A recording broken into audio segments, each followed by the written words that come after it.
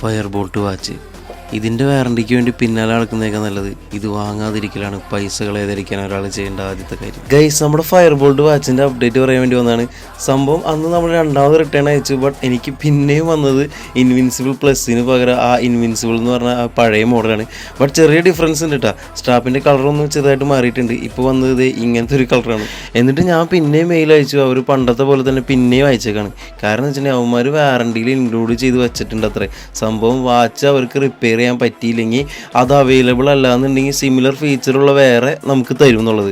അത് ആ red colour കിട്ടിയിട്ട് അവർ വീണ്ടും എനിക്ക് മെയിൽ അയച്ചു. ഇപ്പോൾ കുറച്ചുകൂടി കഴിഞ്ഞിട്ടുണ്ടെങ്കിൽ വാറണ്ടി കഴിഞ്ഞ് പിന്നെ റീപ്ലേസ്മെൻറ്റ് ഇല്ലെന്നൊക്കെ പറയാമല്ലോ.